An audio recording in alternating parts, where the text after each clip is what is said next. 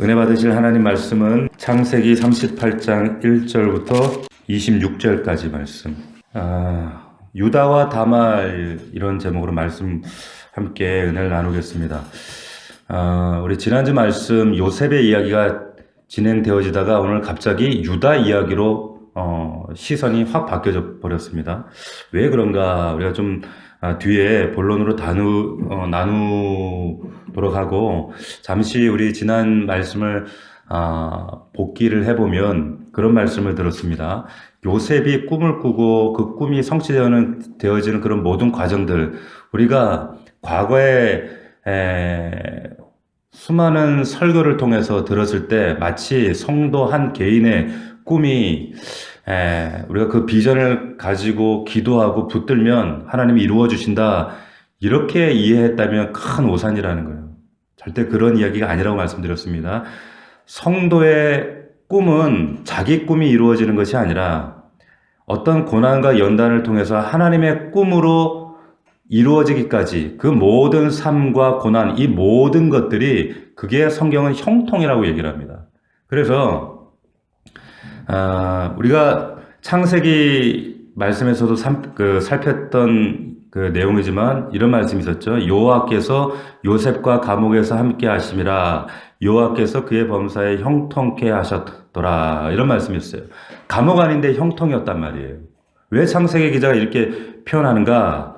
이런 감옥이라는 과정을 통해서 하나님의 꿈이 드러나시고 요셉의 꿈은 무너지는 겁니다. 실상은. 그래서 진짜 꿈이 무엇인지 요셉의 인생을 통해서, 그 꿈은 뒤에 가서 창세기 49장에 나오는 메시아가 오시는, 실러가 오는 그 꿈이 진짜다라는 걸 드러내시는 거예요. 그래서 하나님의 꿈과 계획이 이루어지게 되는 모든 과정 속에 하나님 우리를 낮추시고 만들어 가시고 조성해 가시는 이런 모든 과정이 하나님 뜻 가운데 있으면 그게 형통이다 라는 말씀을 드렸습니다. 시편 기자는 이 말씀을 가지고 이런 말씀을 했었어요. 105편 17절에 보니까 한 사람을 앞서 보내셨으며, 요셉을 앞서 이스라엘과 형제들을 구원하기 위해서 보냈다 이 말이에요. 앞서 보내셨으며 요셉이 종으로 팔렸도다. 그 발이 착고에 상하며 그 몸이 쇠사슬에 매였으니 곧 여호와의 말씀이 응할 때까지라.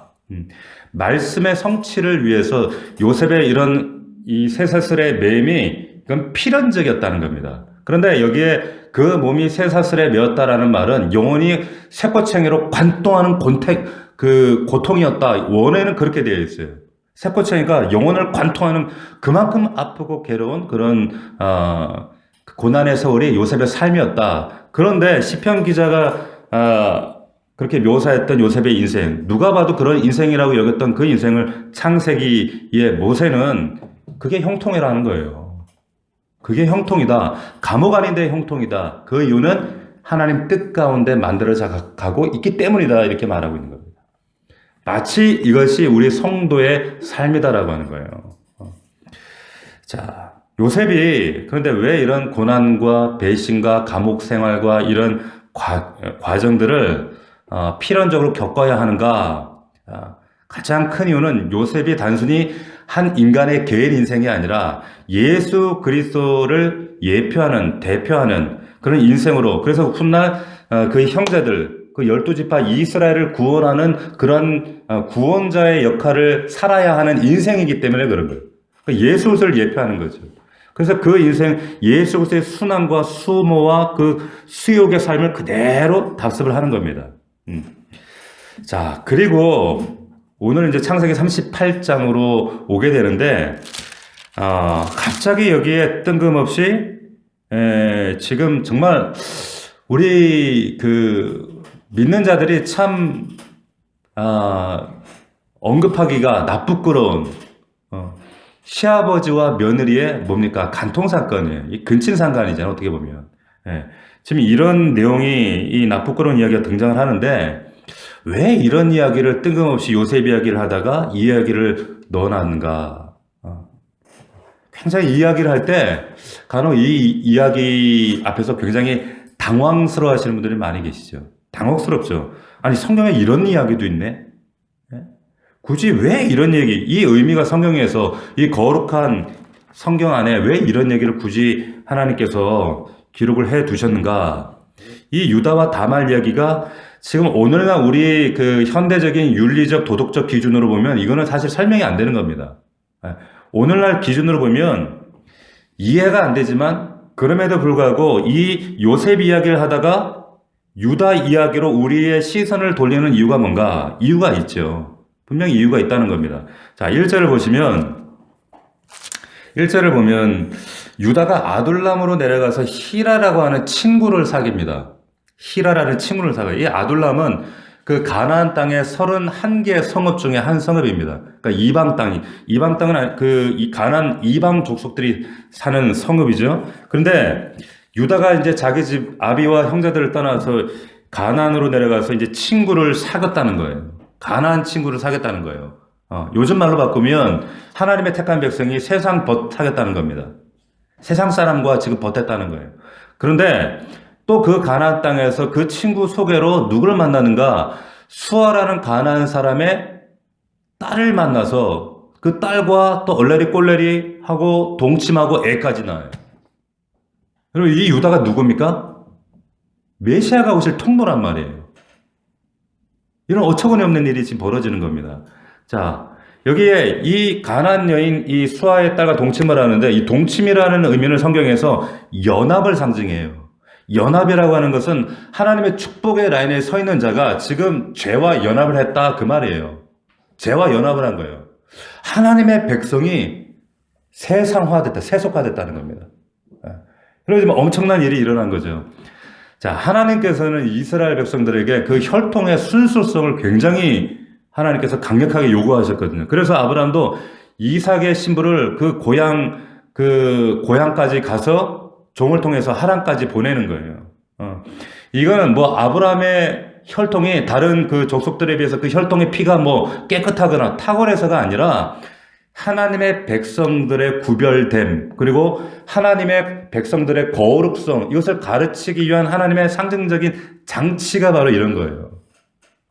그런데 유다가 가나안으로 내려가서 가나안 친구를 사귀고 거기서 또 이 가나안 여자를 아내로 맞아 아들을 덜컥 낳아버린 거예요.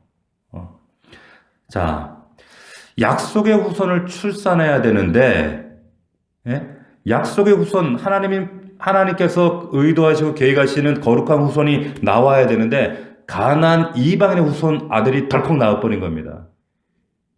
이 엄청난 하나님 나라에서 큰 지금 문제가 생긴 거예요. 하나님 창세기 3장 15절서부터 하나님께서 끊임없이 계시하신 것이 당신의 백성들을 통해서 거룩한 백성, 거룩한 후손들, 그리고 그들을 출산시키고, 그리고 그 후손들을 통해서 이 대를 잇고 이어가면서 메시아가 오셔야 되는 그 하나님의 거룩한 계획 속에 큰 지금 착오가 생겨버린 거예요. 자, 약속의 후손. 그러니까 하나님께서 어떻게 합니까? 약속의 후손이 아닌 가나안의 후손이니까 뒤에 보면 나오지만 다 죽여버리시는 거예요. 그래서 죽여버리시는 겁니다. 자, 요셉의 이야기하다가 갑자기 뜬금없는 유다의 이런 요셉의 형제 이 유다의 이런 영적 타락 이야기를 이렇게 등장시키고 이 이야기를 전개시키는 이유가 뭔가? 보세요. 요셉이 그 애고로 팔려갈 때 한 집안 자신의 혈육 동생을 여러분 죽이려고 모여서 이 웅동에 던져놓고 자기들은 태연하게 밥 먹었던 사람들이 바로 이 유다와 그의 형제들이에요. 자, 태연하게 밥을 먹고 돌아와서는 동생이 죽었다고 거짓말하고 아버지에게 거짓말을 하고 아무 일 없는 것처럼 자기 일상에 돌아가서 태연하게 살아갔던 자들이 누굽니까? 바로 요셉의 형제들, 이 유다의 형제들이었단 말이에요. 자, 지금 유다의 이 영적 타락은 유다를 비롯해서 그 유다와 그 형제들의 그들의 지금 영적 상황이 어떠한가를 지금 보여주기 위해서 지금 유다를 등장시키는 겁니다. 유다를 대표격으로. 그래서 지금 유다가 이제 타락해서 가나안 여자와 결혼해서 아들 셋을 낳았죠? 셋을 낳습니다. 그 아들 셋 이름이 뭐였어요? 엘과 오난과 세라. 자, 그런데 장자 엘이 요아의 목전에 악을 행함으로 하나님 진노받고 죽어버립니다. 하나님 죽여버리세요. 구체적인 건 안 나와 있죠. 그러니까 둘째 아들 오난에게 형수를 취해라. 그래서 가문의 씨를 장남의 씨를 이어라. 이게 뭡니까? 유대법에 의하면 신명기에 나오는 이게 바로 계대 혼인법이 형사 취수제라고 하는. 그래서 형이 죽으면 그 밑에 시동생들이 이어가서 형의 씨를 대신 주는 거죠. 자, 그런데 이 둘째 오난이 형수에게 씨를 주는 것을 원하지 않았어요. 왜? 왜 그랬을까요? 형수에게 자신의 씨를 주면 그 씨는 자기 씨가 아니라 형님의 씨가 되니까, 그러면 맏아들 장자의 그 기업이 그 씨에게 돌아가는 거예요. 만약에 자기가 씨를 안 주면 자기가 맏아들이 될 수 있는 거예요. 그러면 자기는 아버지 재산의 절반을 차지할 수 있는데, 그 아들을 그 형님 자식으로 입적시켜버리면 어떻게 자기 재산이 4분의 1로 줄어버리는 거예요. 그러니까 이런 악한 행위를 하는데 하나님이 보실 때 이게 악했다는 거예요. 악했다는 거예요. 왜? 창세기 49장에 보면 메시아의 후손이 유다의 씨앗을 통해서 장남의 혈통을 통해 온다고 그랬거든요. 그런데 그래서 그게 실로 메시아 예수 그리스도라고 하셨는데, 그러니까 유다의 가문은 반드시 씨가 이어져야 되는 거예요. 그러니까 이 오난이 형사와 관계를 맺었지만 유산에 대한 욕심 때문에 이런 이 고의적으로 씨를 주지 않은 이 행위, 이게 죄였다는 거죠. 그래서 오난도 하나님 죽여버린 거예요. 악하다고. 자, 그 다음에 이제 셋째 아들 셀라에게 다말을 줘야 되죠. 그런데 유다가 어떻게 합니까? 다말을 너 이제 친정으로 가서 좀 자숙하고 있어. 좀 기다리고 있어. 왜? 이게 아버지 입장에서 볼 때 며느리가 자기 아들 잡아먹는 이 여자거든. 자기 아들을 지금 둘이나 잡아먹었잖아. 이 불길한 여자란 말이에요. 우리나라도 좀 그런 생각들이 있잖아요. 그러니까, 유다가 다말을 친정으로 보내는 이유가 11절에 나오죠. 이렇게, 39장 11절 이렇게 얘기를 합니다. 그러할 때 요셉이, 아니죠. 11절. 유다가 그의 며느리 다말에게 이르되 수절하고 내 아버지 집에 있어 내 아들 셀라가 장성하기를 기다리라 하니 셀라도 그 형들같이 죽을까 염려함이라. 하나 있는 아들마저 죽을까봐 염려가 돼서 돌려보내는 거예요. 자, 유다가 그런데 이런 행위가 어떻게 보면 인간적인 자기 유익을 위해서 아들을 지키고자 하는 그 인본적인 그런 욕심 때문에 결국에 하나님 언약 성취의 방해자로 지금 등장하게 되는 거예요. 자, 그렇게 보십시오. 유다와 그의 아들들이 이렇게 완전히 불가능한 존재들로 이렇게 딱 드러났을 때 하나님께서 그들을 구원하기 위해서 이제 하시는 방법이 등장하는, 그게 뭡니까? 한 여자를 보내는 거예요. 그 여자가 누굽니까? 다말이에요. 다말입니다. 다말이 순환과 수모와 이런 정말 죄를, 그 유다의 죄와 그 가문의 죄를 다 뒤집어쓰고 억울한 누명을 뒤집어쓰고, 그럼에도 불구하고 그 여인을 통해서 약속의 후손이 태어나고야 말아야 되는 거예요. 자, 결론적으로 말씀드리면 다말은 예수 그리스도의 모형으로 등장을 하는 겁니다. 이 결론적으로 말씀드리는 거예요. 뒤에 다시 한번 설명을 드릴게요. 자, 두 아들을 먼저 저 세상으로 보내고 며느리를 친정으로 보내고 나서 설상가상 얼마 있다가 유다의 아내가 죽습니다. 하나님 뜻대로 안 살면 이런 말도 안 되는 이런 일들이 생겨요. 자, 그렇게 유다의 아내가 죽고 아내의 죽음을 슬퍼하는 기간이 보통 유대 사람들이 애도하는 기간이 한 30일 정도 된다 그래요. 그런데 지나자마자 유다가 뭐 했어요? 양털을 깎는다고 가난 친구 히라와 함께 딥나로 올라가는 거예요. 그런데 그때는 농경과 목축이 주업이었기 때문에 이 양털을 깎는다는 것은 그 당시의 잔치입니다. 축제예요. 지금도 이 목축을 하는 호주나 유럽 같은 데 가면 털 깎는 날, 이거는 잔칫날이거든요. 예. 그러니까 이날은, 양털 깎는 날은 축제를 하고 술 마시고 온종일 아주 쾌락을 아주 자유하게 흠뻑 취하는 날입니다.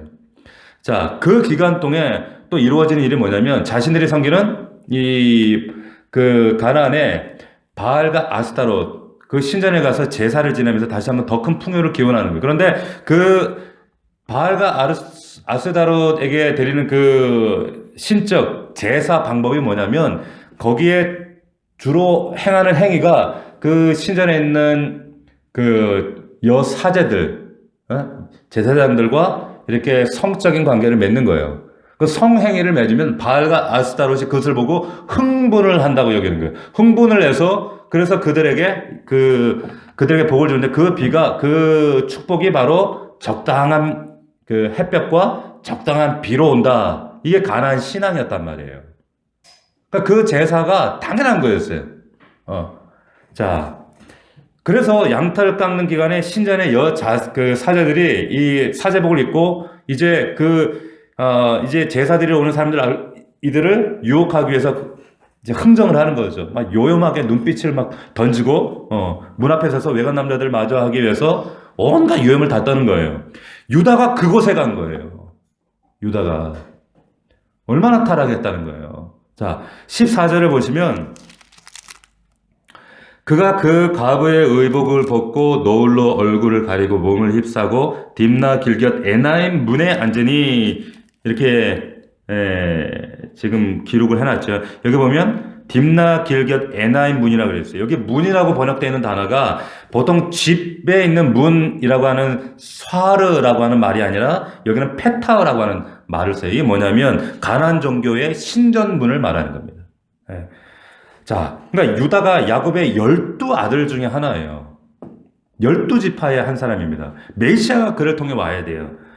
그런데 그가 지금 하나님 금하신 가나안 여인과 결혼하고 가나안 친구를 사귀고 계대 결혼으로 어떻게든 그 하나님 백성의 의무를 이어가야 되는데 그것을 막 잊어버리고 포기해버리고 뿐만 아니라 자기 아내가 죽은 지 30일밖에 겨우 지났는데 창녀와 지금 놀아나고 있는 거예요. 창녀하고 놀겠다고. 이게 일반 매운굴도 아니고 바알과 아스타롯 신전의 매운굴입니다. 그 말은 무슨 말이에요? 지금 유다가 우상까지 섬기고 있었다는 말입니다. 유다가. 게다가 지금 유다가 며느리의 얼굴도 못 알아. 물론 그 신전의 여사제들이 이 얼굴에 면박을 가리고 또 이 다말도 면박을 가리긴 했어요. 하지만 그래도 못 알아봤다는 것은 유다가 그만큼 술에 취해서 제정신이 아니었다는 얘기예요. 그만큼 취해 있었다는 겁니다. 이게 뭡니까? 이만큼 인간이 악하다는 거예요. 이게 인간의 실상인데 이게 유다의 실상이 아니라 이게 유다라고 하는 메시아가 오시는 그 메시아의 혈통의 유다란 말이에요. 사실은 이것이 우리의 모습이라는 거예요. 12지파를 대표하는 이 유다. 오늘날 교회와 그리고 성도들, 우리들의 모습이 바로 이와 같다는 거예요. 자, 이 유다를 통해서 하나님의 선택을 입고 그 은혜를 입었음에도 불구하고 여전히 풍요와 쾌락을 쫓고 세상을 벗하고 세상으로 나가는 불순종할 수밖에 없는 인간의 죄상을 낱낱이 폭로하기 위해서 지금 유다를 갑자기 등장을 시키는 거예요. 요셉이 구원해야 될 그 형제들과 이스라엘의 영적 상태가 바로 이런 상태였기 때문에 하나님이 유다를 예표하시고 요셉을 통해서 이들을 구원하기를 원하셨다. 그 얘기를 하는 거예요. 자, 그런데 거기에 하나님의 은혜가 임한다. 여러분, 이 그림이 지금 이해가 되세요?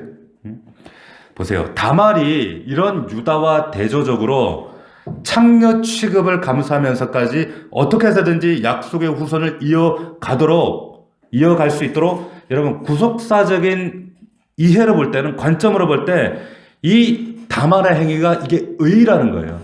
그래서 유다의 입을 통해서도 네가 옳다. 이런 얘기를 하잖아요. 그 옳다라는 그 말이 최다카라는 말이 의라는 말이에요. 옳다.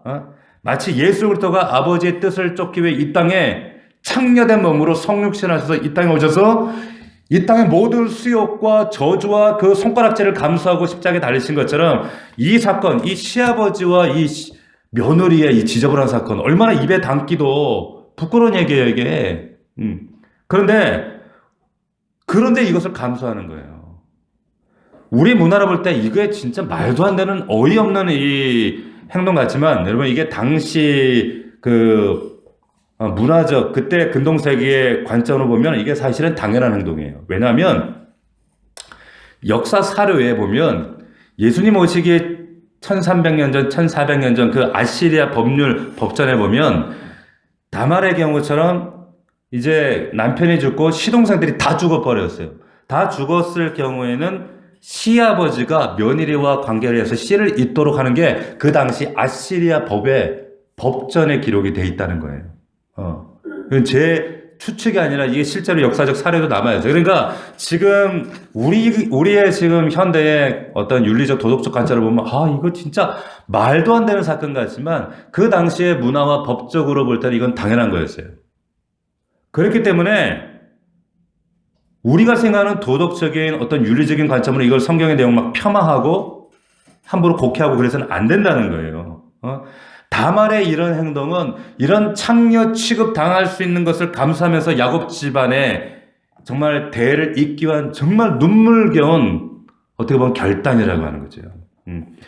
자, 그런데 여기에 보면 문제가 생겼죠.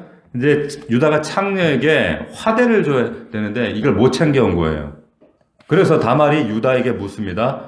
뭘 주겠습니까 나에게? 그랬더니 유다가 염소 새끼 한 마리 줄게. 그걸 줄지 안 줄지를 어떻게 합니까? 담보물을 주시오. 그 담보물이 뭐였습니까? 담보물이 지팡이와 도장과 끈. 지팡이와 도장과 끈.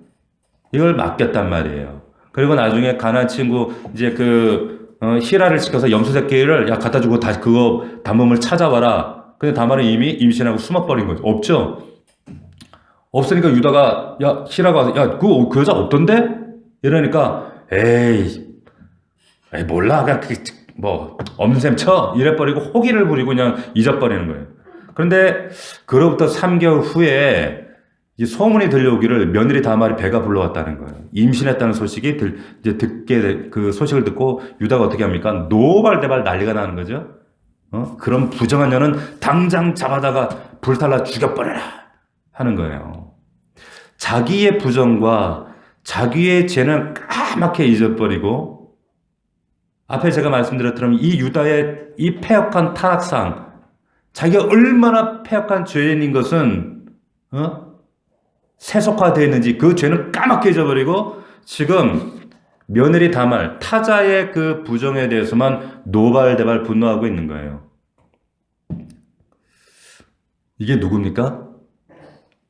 이게 우리예요. 아까도 말씀드렸지만 이런 모습이 바로 이 유다의 모습이 우리의 모습이다. 한국교회의 모습이다 라고 하는 겁니다.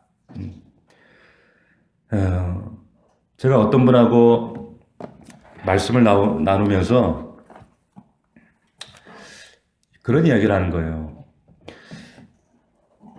자신의 가까운 가족 중에 한 분이 한국교회에 최근에 여러 가지 구설들이 많았잖아요. 이 코로나 이런 상황으로 인해서 또 정광훈 일부 목사들의 그런 어떤 잘못된 그런 행동들로 인해서 참 한국교회가 욕을 많이 먹었죠.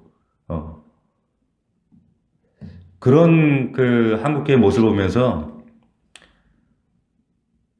자신은 그런 모습들이 이해가 되지 않아서 그래서 나는 교회를 등질 수밖에 없다 그러더라는 거예요. 너무 그런 모습이 회의적이고 난 그렇기 때문에 난 교회에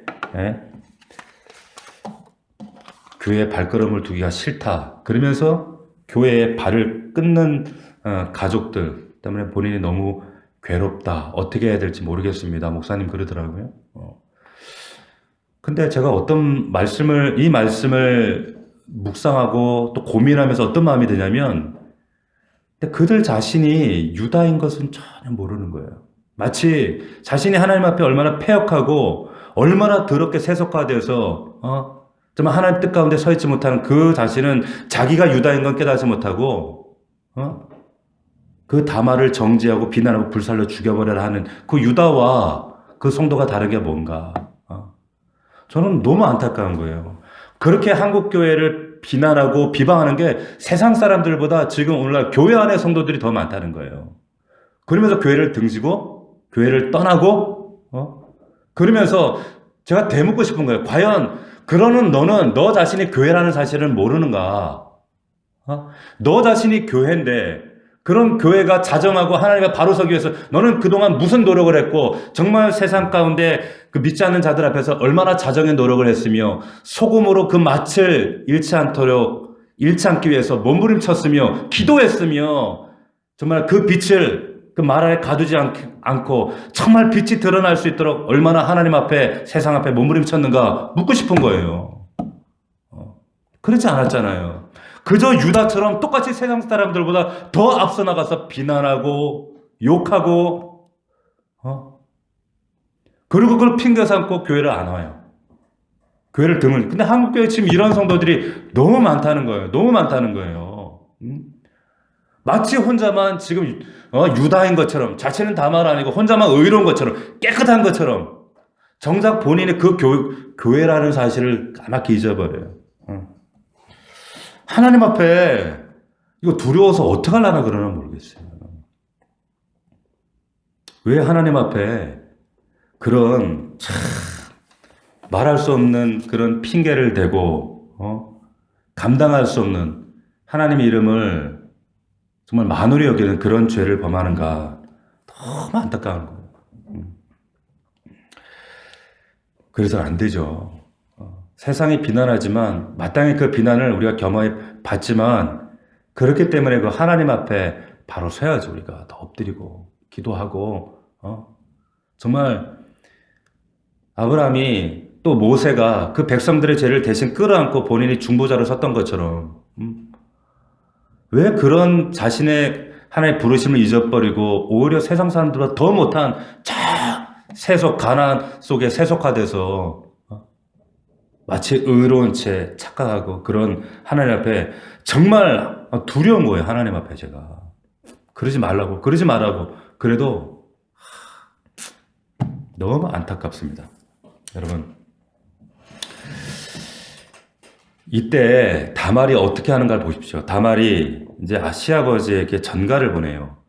보내서 자기를 임신시킨 사람이 누구냐, 이 물건 주인이다 하면서 그 담보물을 딱 꺼집어냅니다. 유다의 지팡이 그리고 도장 끈을 딱 보여주는 거예요. 유다가 즉시 자기 건지 딱 알아채죠. 저거 내 거네. 그러면 그 창녀가 내 며느리구나. 대번에 알죠.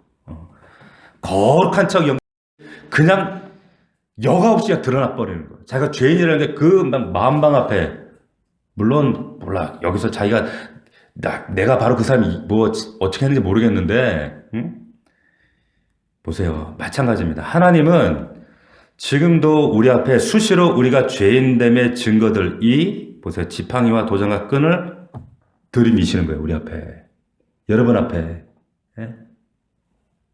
자, 이런 것이 드러날 때에 어떻게 해야 돼요? 꼬꾸라져야 되는 거예요. 내가 죄인입니다. 숨길 수 없는 죄인입니다. 그렇기 때문에 뭡니까? 절망하고 오히려 그런 유다처럼 교회를 비난하고 그런 것이 아니라 하나님 그렇기 때문에 나는 죄인이기 때문에 나는 예수 그리스도 이분이 필요합니다. 그래서 우리는 겸손히 그분 앞에 엎드릴 수밖에 없다는 겁니다. 어디 잘난 체하고 어디 의로운 체하고 우리가 그럴 수가 있어요. 하나님 저는 주님 앞에 마땅히 죽어야 될 죄인이고 유다처럼 나는 이렇게 꼬꾸라져야 될 죄인입니다. 한순간도 당신 없으면 살 수 없는 존재입니다. 그러니까 그리스도인들은 항상 겸손할 수밖에 없는 거예요. 겸손할 수밖에 없는 거죠. 이게 뭡니까? 자기 부인이에요. 이것이 드러난 자들은 자기를 부인할 수밖에 없는 거죠. 성도의 삶 속에 교만이라는 게 나올 수가 없는 겁니다. 우리는 우리가 가진 어떤 율법적인 그런 본성적인 그 특징이 이 유다처럼 살려고 해요. 끊임없이 남을 지적하고 비난하고 심지어는 지체된 교회마저 비방하고 비난하는 그런데 우리가 그럴 만한 자격을 가진 사람은 천사와 하나님 그분 외에는 없어요. 그런데 내가 그러고 있다? 둘 중에 하나인 거예요. 자기의 정체성을 모르든지 또 하나는 천사든지 둘 중에 하는 거예요. 자, 유다가 자신의 죄가 폭로되자 다말에게 뭐라 하는가? 38장 26절 같이 봅시다. 같이 읽겠습니다. 시작. 유다가 그것들을 알아보고 이르되 그는 나보다 옳도다. 이래. 자, 그는 나보다 옳도다. 이 말이 우리가 흔히 말하는 체다크라고 하는 말이에요. 의롭단 말이에요. 당시 사회 법률적으로도 이거는 의예요. 우리의 현대적인 도덕 윤리적 관점으로 이게 근친상간 이게 험악한 것이 아니라 그 당시에도 의였어요. 옳다는 거예요. 그리고 이 다말의 행동을 의롭다 선언한 것은 하나님께서 대신 지금 유다를 통해 선언하시는 겁니다. 자, 룻기 4장 12절 말씀을 보면 그 보아스가 룻을 취하고 나서 백성들이 막 축복하고 찬양하는 노래가 있어요. 거기에 뭐라고 그 언급을 하고 있냐면 이렇게 언급을 합니다. 내게 후사를 주사 내 집으로 다말이 유다에게 낳아준 베레스의 집과 같게 하시기를 원하노라 이렇게 축복을 해요. 무슨 말일까요? 다말의 행동을 이 당시 백성들도 윤리적으로 지금 평가하고 있는 것이 아니라 하나님의 언약적 관점에서 평가하고 있다는 거예요. 칭찬한단 말이에요. 높여주고 있단 말이죠. 그렇기 때문에 다시 말하면 성경의 이런 행동을 성경은 우리가 생각하는 그런 윤리적 차원을 판단하시는 것이 아니라 언약적 차원에서 칭찬하는 거, 높여주고 있다는 겁니다. 그래서 의라는 거예요. 의롭다 말씀하시는 겁니다. 이렇게 다말이 유다에게서 낳은 자식이 누구예요? 누굽니까? 여기 나오잖아요, 뒤에. 여기 뒤에 보니까 쌍둥이 나오죠. 28절. 해산할 때 손이 나오는지라 산파가 이르되 이는 먼저 나온 자라 하고 홍색실을 갖다 그 손에 메었더니 그 손을 도로들이며 그의 아우가 나온지라 산파가 이르되 내가 어찌하여 터뜨리고 나오느냐 하였으니 그 이름을 베레스라 하였고. 이게 무슨 얘기인지 잘 모르겠죠. 자, 이게 무슨 상황이냐면 이런 거예요. 해산할 때 손이 쑥 나왔어요. 손이 먼저 쑥 나왔는데 손이 나오는지 산파가 이르되 먼저 나오는 거 아니에요, 손이. 그러니까 그 홍색 실을 묶어주는 겁니다. 이게 얘가 홍색 실을 묶은 애가 얘가 맞이다 묶었는데 뒤에 보니까 손이 다시 어떻게 됐어요? 그 손을 도로 들이는 거야. 도로 이렇게 뒤로 들어가. 그랬더니 그리고는 아우가 나왔다는 거예요. 아우가 이제 이해가 되세요? 손이 쑥 나는데 그러니까 먼저 나온 애가 누구냐면 사실은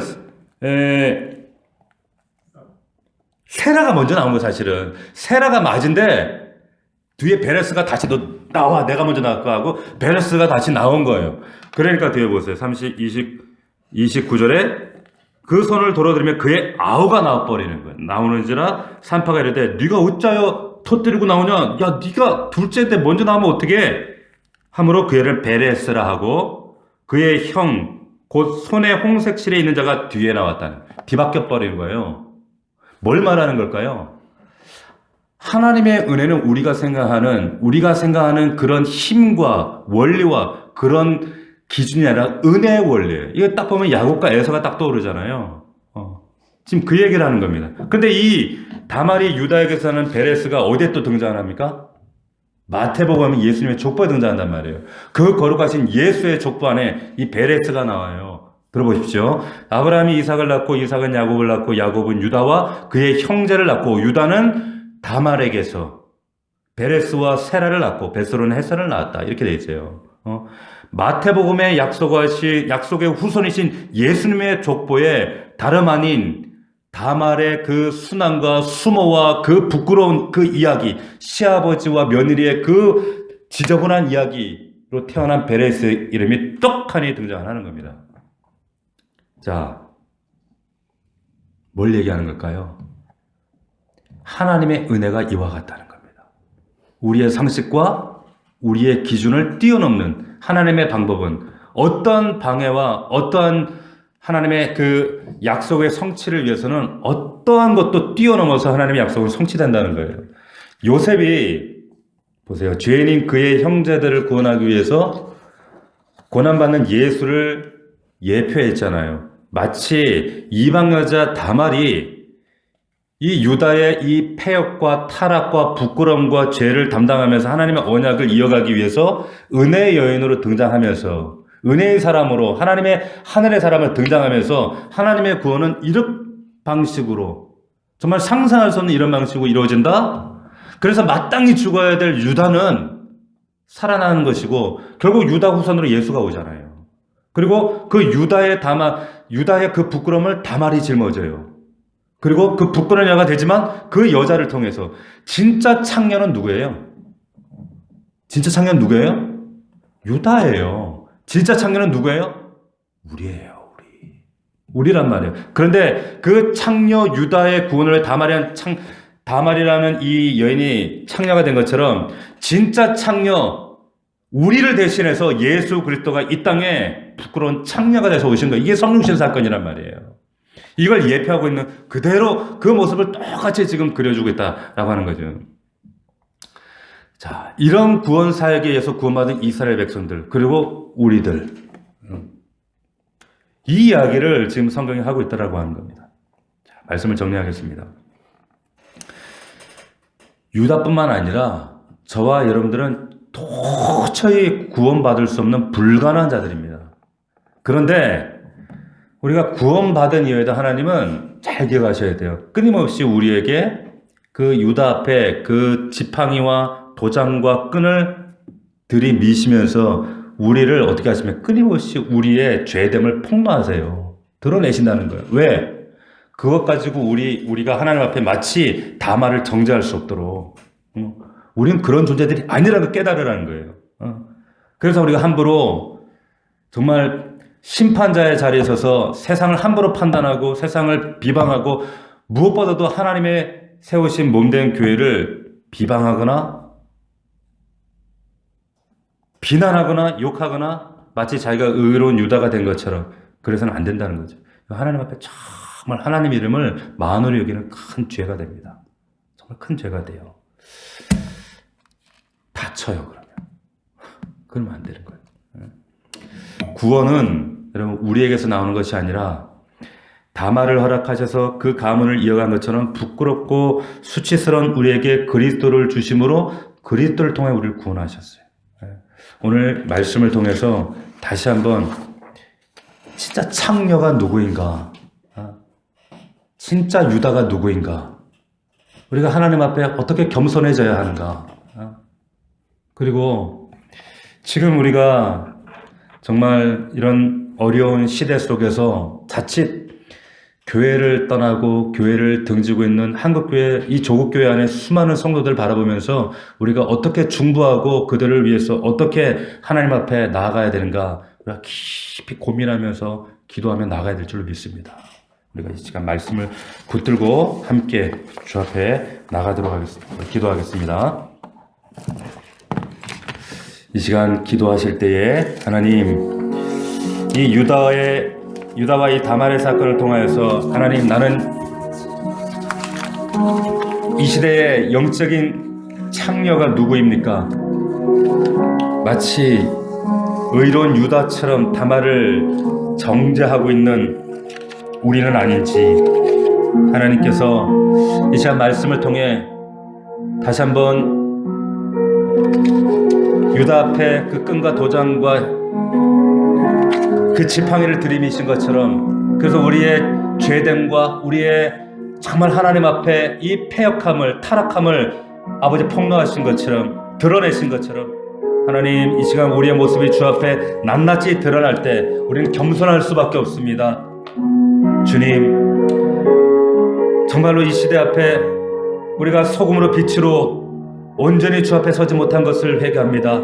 한국교회가 주님 앞에 스스로 말씀 앞에 깨어지지 못하고 회개하지 못한 것 주님 용서하여 주시옵소서. 아버지 하나님 스스로 주 앞에 정말 자정하지 못하고 주 뜻 가운데 서지 못한 우리 자신을 회개하면서 그러나 마치 유다가 되어서 교회를 비난하는 자들이 되지 않도록 도와주시옵시고 아버지 하나님 우리 모든 성도들이 그런 성도들을 위하여 그런 교회들을 향하여 오히려 아버지 하나님 위로가 되고 격려가 되며 그런 회복을 위하여 간구하는 중보자들로 우리를 세워주시옵소서. 이 시대에 하나님 우리가 다말로 아버지 하나님의 약속의 성취를 위하여 주 앞에 붙들림 바 되어질 수 있도록 하나님 주님 도우시고 함께하여 주시옵소서. 우리 말씀을 기억하며 나라와 민족과 우리 조국 교회를 위해서, 우리 넘치는 교회를 위해서, 또한 우리 가정에 주님 허락하신 기도의 제목 하나하나 붙들고 우리 주여 세 번 부르고 간절히 통성으로 간구하며 나아갑니다.